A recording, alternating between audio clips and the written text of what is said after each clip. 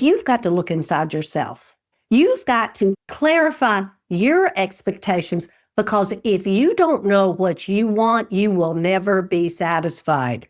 You will always be chasing a moving target. So we want to encourage you right now in this episode to answer some of these questions. And Dave presented the perfect ones, and we've got several others about yourself. And write these down. This is a very important topic. You've got to clarify these expectations or it will go south. Hi, everyone. Welcome to the Dental Associate Edge, where practice ownership isn't a dream, it's a destination. I'm Dave. And I'm Sandy. Together, we're consultants who work with dental practices every day.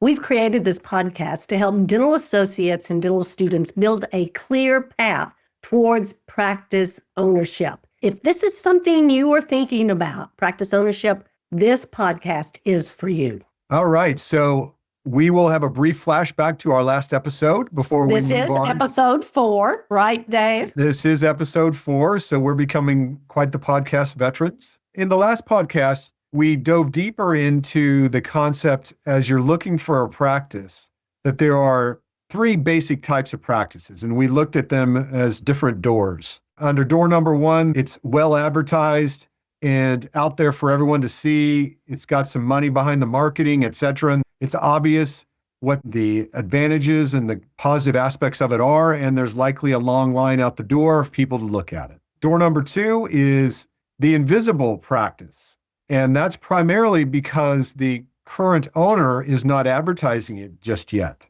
They don't even know they want to sell yet sometimes. But you know, because you're young, you're coming into the profession, you know that within the next few number of years, whether it's 3 to 5 years, there are going to be some dentists in your area who are going to be looking to sell, or at least contemplating selling. So there are fewer people in line to view those practices because they don't know where they are.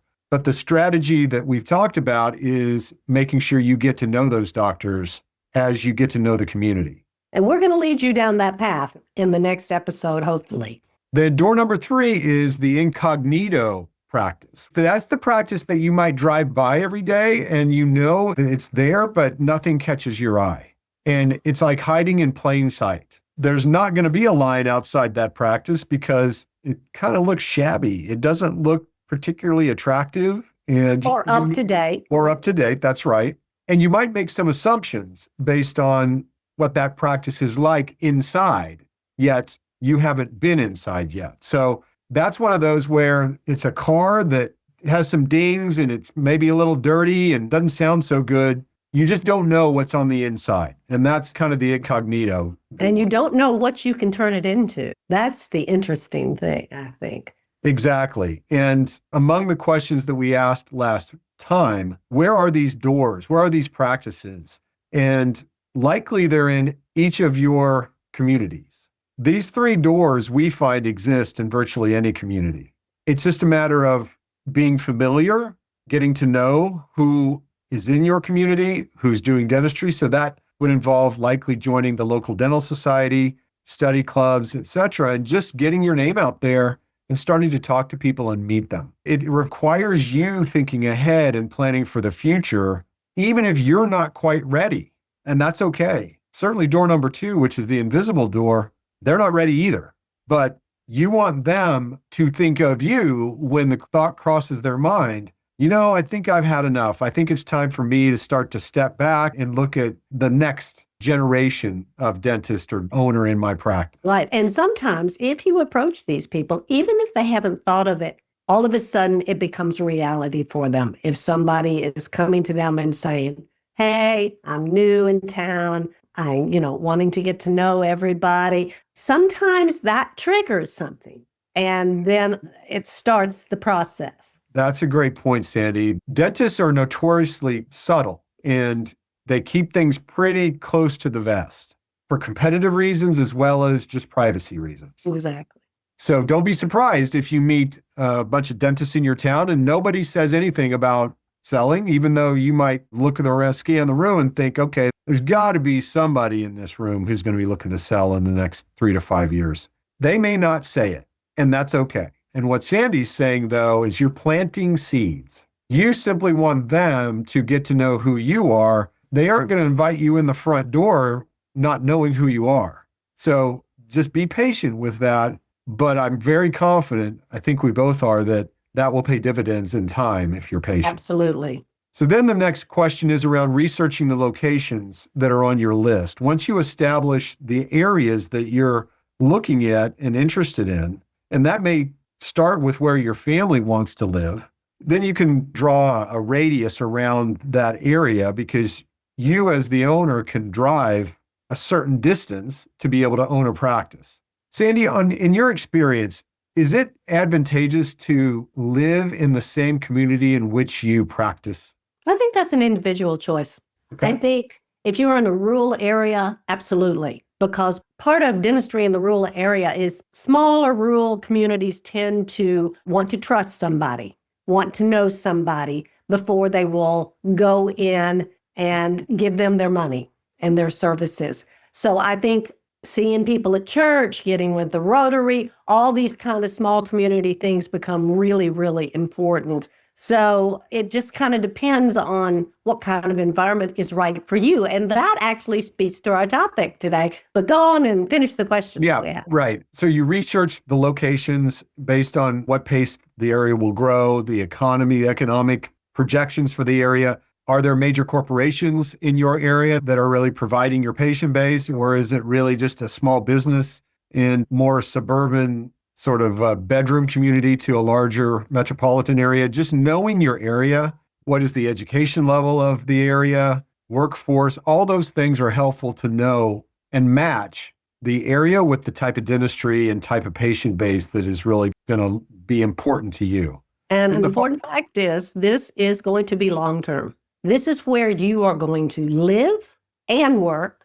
And I think that changes things because when you decide, you can't just up and move a dental practice really easily. That's just not practical. So when you and your significant others get together and decide, okay, where do we want to live? This is one of the joys of being able to be a practice owner. You have some choices. You have more choices. Where do we want to live? What kind of environment do we want to raise our children? Do we like outdoors activities? Do we want more urban? These are the kind of things you have to make because it's different for every single person. So that's why we are leading you with these questions because we can't make those decisions or recommendations for you.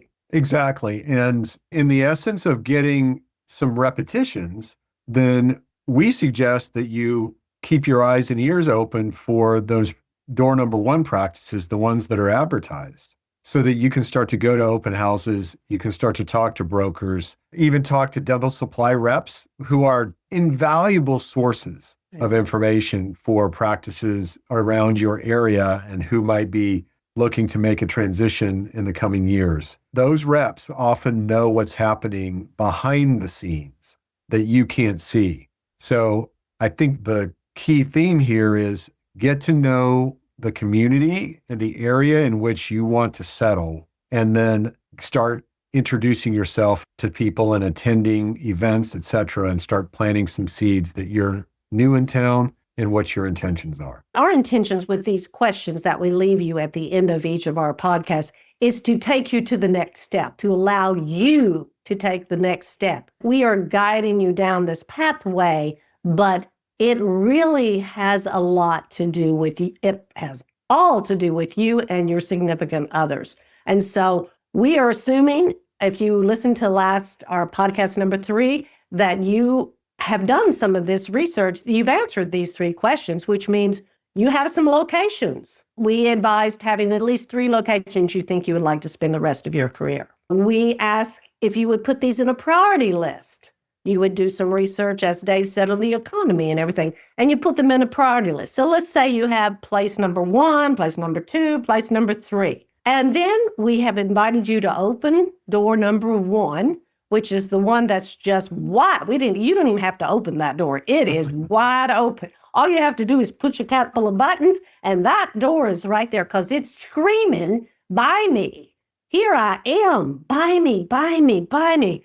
So we ask you to go in and look at some of those ads. It's really important that you get some practice looking at these ads and get used to some of the terminology. And we're going to go into what some of that terminology means and what that terminology and that data they give you, how you can translate it into something meaningful with your goals. So that's what we want to do here. So now, today we're going to focus on preparing you to open door number 2, the dentist that will be retiring perhaps or selling in 5 to 10 years, something like maybe 2 years. But sale is there. It's coming up real close. So that's door number 2. And door number 3 is the one, of course, that's kind of out of date and you don't ever notice. But neither of these doors are open. In fact, they're just barely cracked, if at all. So this means you have to take the initiative. Dave reflected on that. He said, it's not just screaming. It's not inviting you in. You have to take the initiative. And this can be hard for some personalities.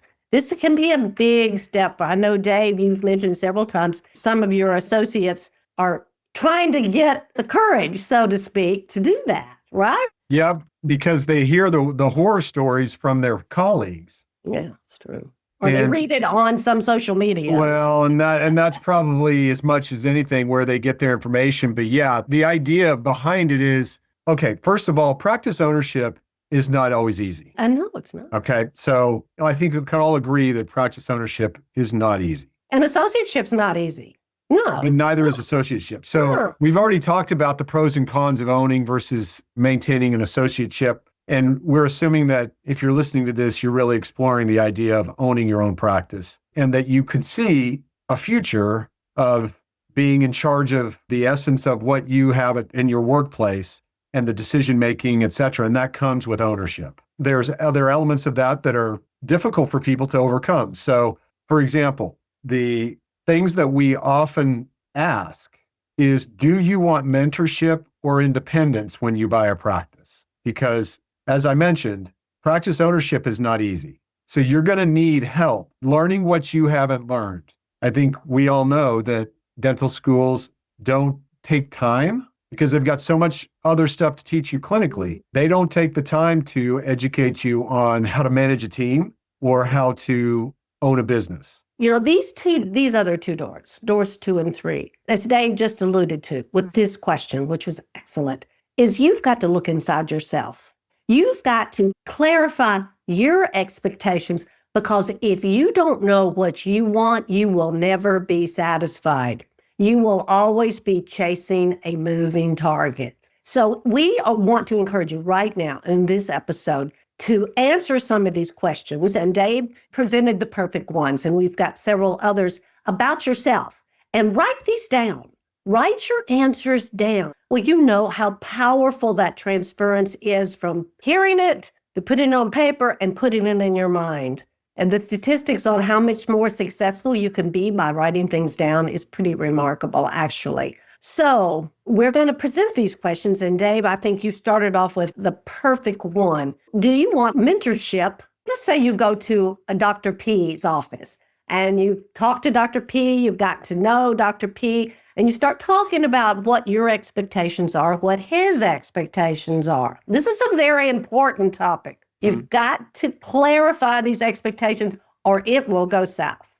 And you need to write them down. Yeah, and I venture to say that anyone who buys a practice for the first time is going to or would benefit from having some type of mentorship, either from the selling doctor staying on or from some other entity, people like us, or maybe a dentist group, maybe a study club, whatever it might be, that you have access to.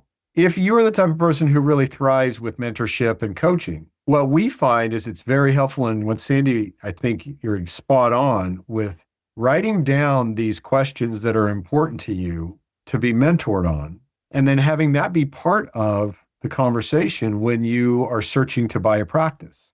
Absolutely. Because I agree. Making an assumption that, first of all, if you buy a practice, the selling doctor may not stay on. They may not. More than a week or two.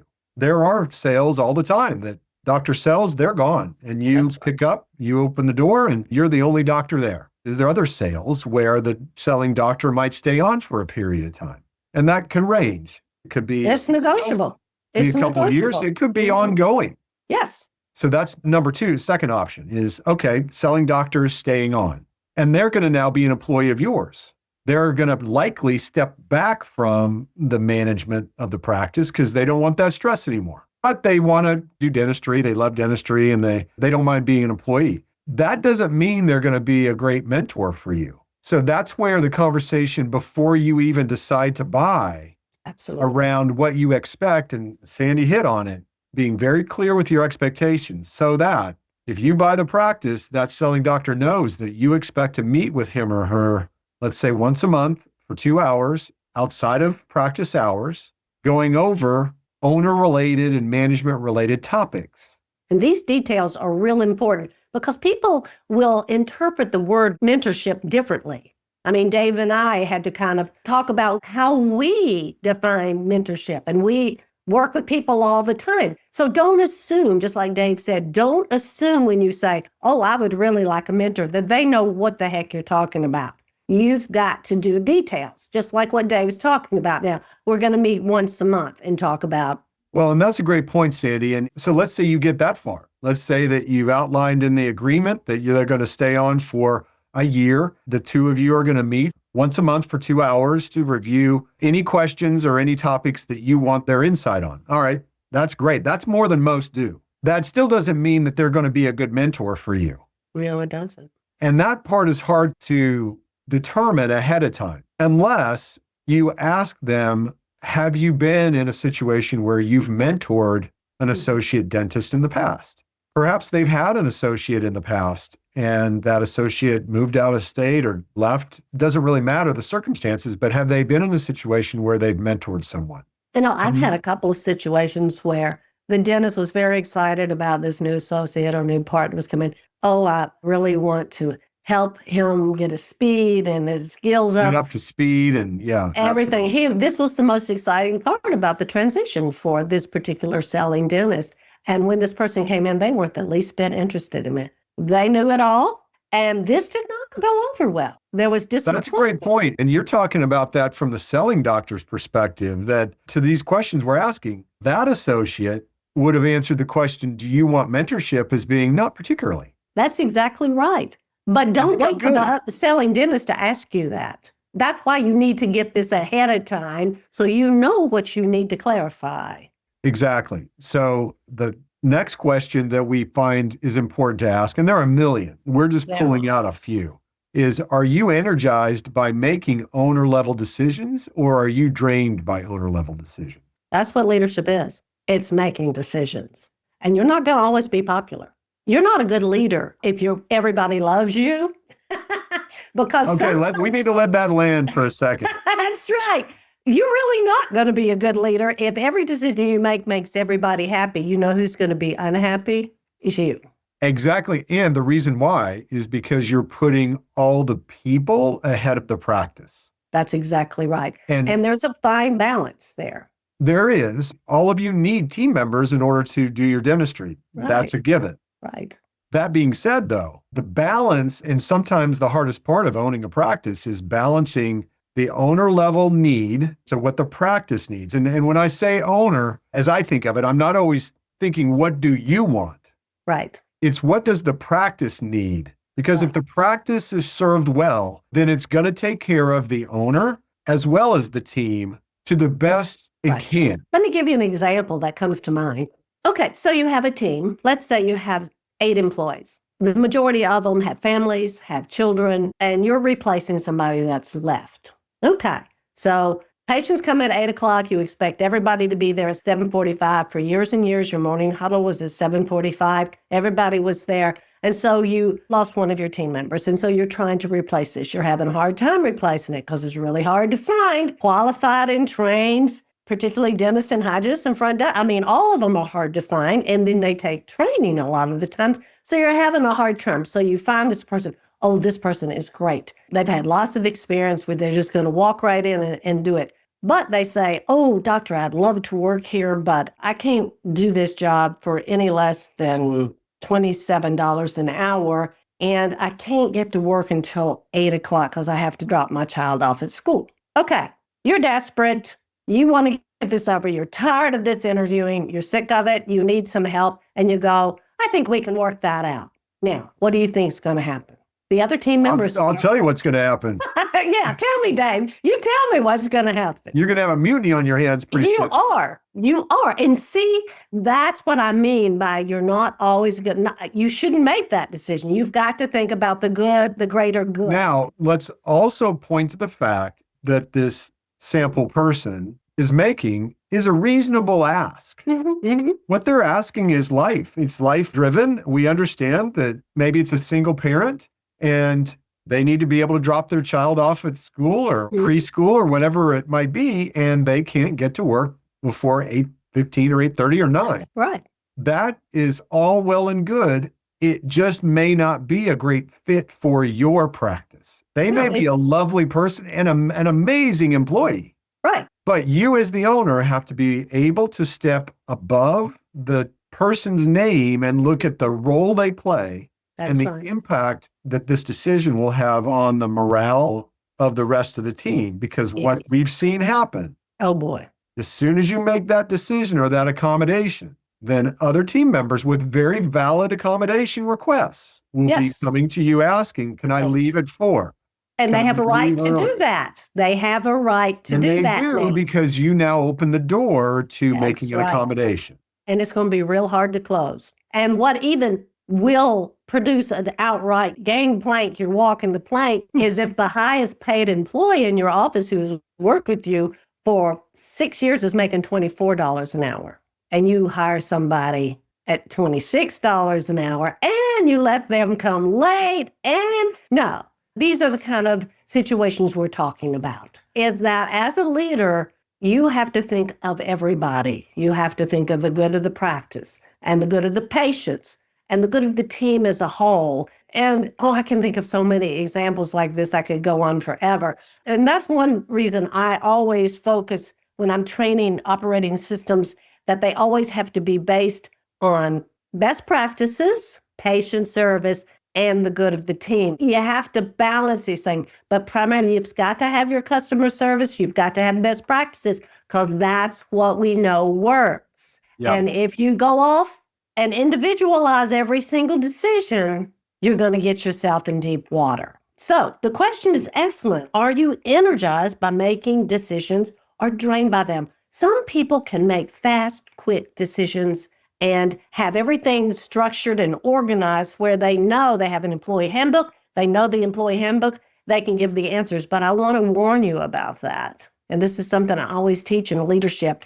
You don't want to turn into Siri. That's what will happen. You will be Siri. Because if you don't teach your team members to think and know where to look for answers, then they're going to come to you every 5 minutes with questions. And the systems that you design have to prevent that from happening. So you have your employee handbook. If somebody comes and asks you, how are we going to be paid to go to the Chicago Midwinter next month? You don't just shoot from the hip with an answer. Say, I tell you what, why don't you look in the handbook and come back and we'll talk about what it says there. I really want to encourage you from the very beginning to try to develop a learning culture. And an extension of that is a culture of empowerment. Meaning, yes. Exactly. You will want to build a culture where your team members have a voice. They may not have a vote. No. You as the owner hold the vote, but you solicit and want input from your team on most decisions, not all, but most. Therefore, they have a voice, but not a vote. In order for them to have a voice, you need to provide them with clear parameters around what their job requirements are. So that's the certainty piece. Is they need certainty in order to know, okay, what do I have to do to be successful at this job? Exactly. And then what Sandy's talking about is autonomy. Then you have to get out of their way. Let them do it. That's right. And sometimes that means they're going to botch it up. They're going to mess it up. But if you meet with them regularly and you all talk about things, you will be leading them. They will learn how you think. They will learn how you make decisions, and they will make better decisions, and they will feel heard. And so these are the kind of things that leaders do. We're just sharing with you some of the things. If this energizes you, if you find this challenging and you say, I would love to help other people feel more elevated in their position or feel like they own this practice as much as I do, that this is their practice too. is that something that energizes you, then I think owning a practice might be a good choice, an excellent choice for you. But if the thought of that just completely turns you off, you might need to think about it. You need to acknowledge that. That's right. And there are a couple of different ways that you could go in a situation like that. And it doesn't mean just because making these owner level decisions might terrify you,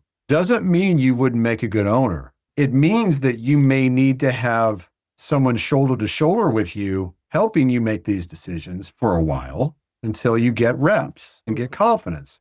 That can come from a coach. It also can come from a partner. Right. So maybe you find out that you are really well suited to be part of a partnership rather than a solo. And mentors can teach you that too. So it doesn't have to be a partnership. It could be an associateship. It could be a partnership. It could be a mentorship for a certain period of time. Like Dave said, these are things you don't learn in dental school.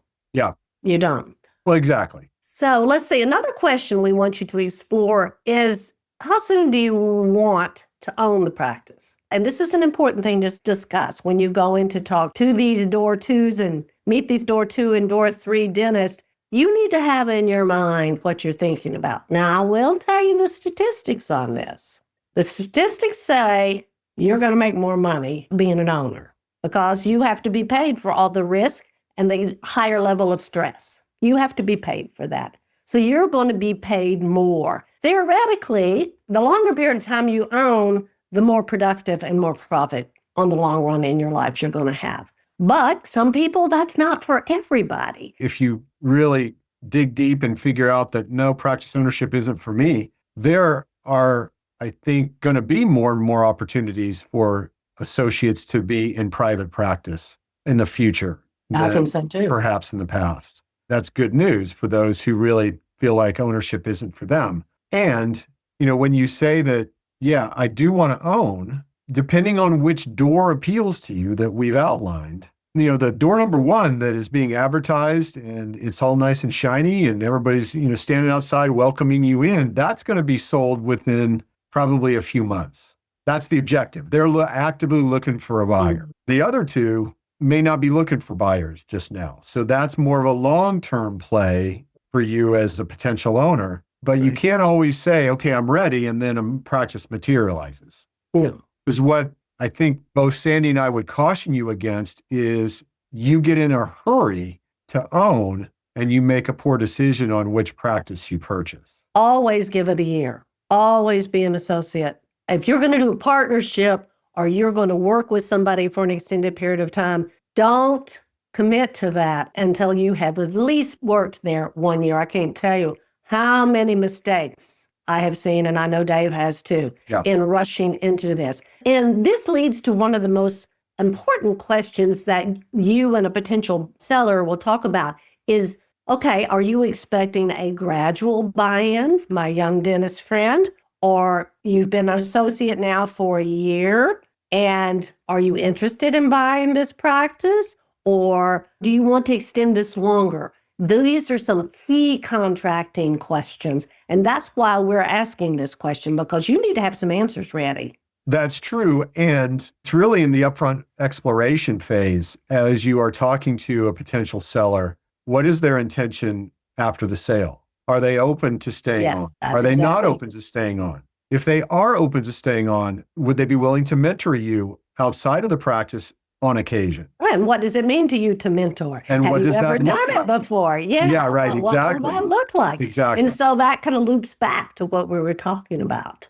Now, this is an interesting question to ask. Do you think you would thrive in an environment that's kind of focused on speed and volume? You've just got so much energy, you just speed, volume is your main thing. Are you more interested in relationship development and a slower level of dentistry? This, will determine whether you may want to work in a corporate environment. You may want to work in a subdivision with a higher level of income, average income. These are things we ask you to look at. Maybe you won't see as many patients, but you will have the ability to add time to develop relationships. And you will see them over and over and over again, maybe, unless you're a specialist. And then they're nonprofits. They're the options of nonprofits. health service opportunities in the U.S. services. There's some options that you need to kind of figure out. What are you really looking for? What will make you thrive, you think?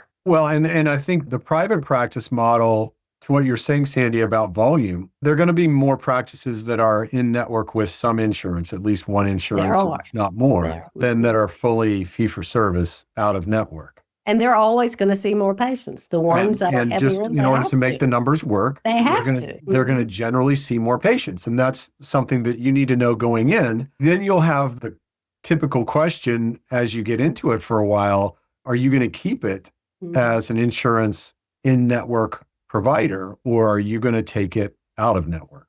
And that's a whole different set of questions, but that's also important to know the practice you're buying. Is it a PPO practice? Is it an HMO practice? Is it reliant on a state health plan for a large portion of their patient base? All these questions impact reimbursement rates.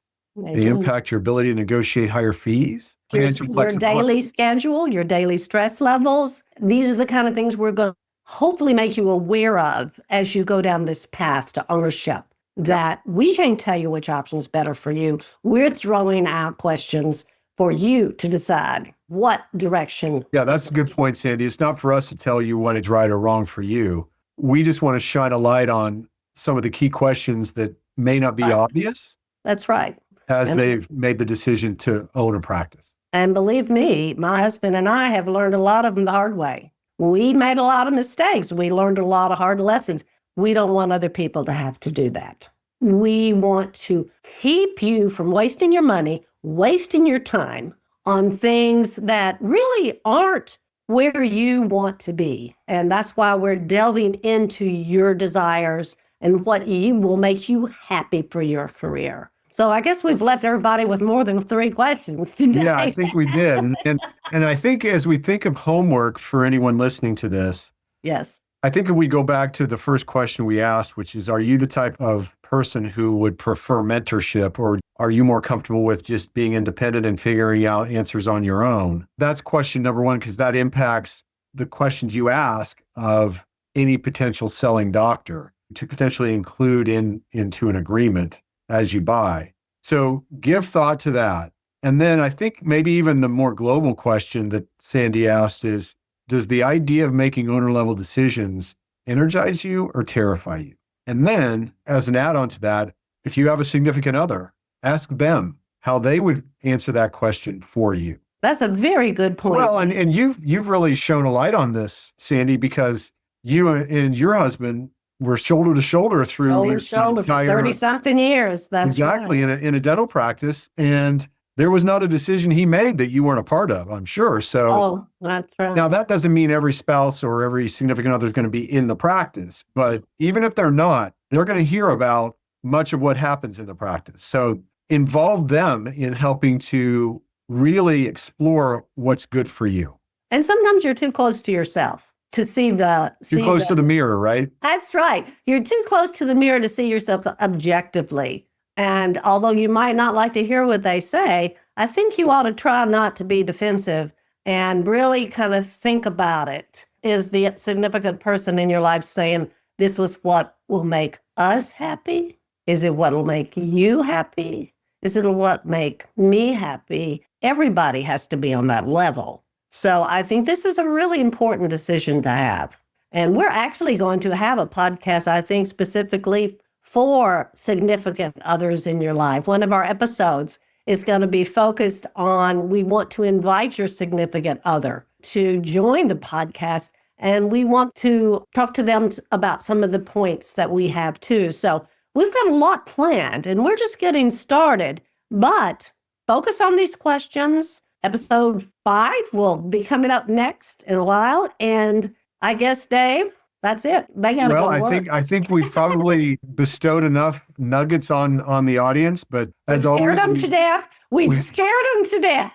Well, hopefully not, but hopefully made them think. At the very least, we want to make you think. And as always, we appreciate you tuning in. If you know of anyone else who would be interested in what we're talking about, please steer in this direction. But we just want to welcome you and say thank you from our podcast, The Dental Associate Edge, where practice ownership isn't a dream, it's a destination. and your future dental practice is waiting. Let us help you build something extraordinary.